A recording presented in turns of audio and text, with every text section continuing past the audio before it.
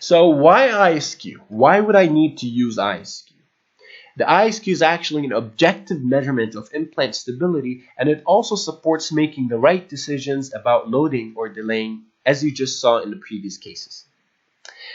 It gives an indication on what type of loading protocol will be followed, whether to do one stage or two stage, and how long do we wait until the implant is actually ready to be loaded. So let's talk about this part for a little bit.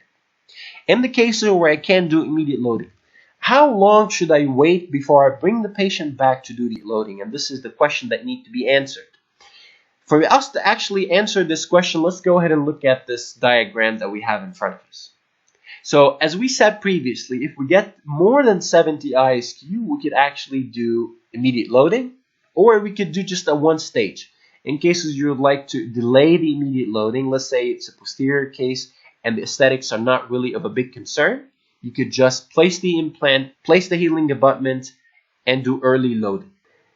If you get 65 to 70 ISQ, in a partial case, you could do one or you could do two stage, but you could actually do early loading. So you could come back after 6 weeks and load the implants.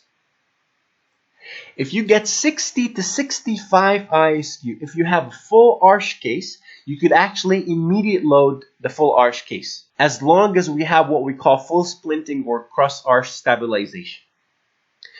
Or if you have a single restoration or a partial, do a two stage and do traditional loading, which means that we should wait a little bit longer. We should wait about 3 months.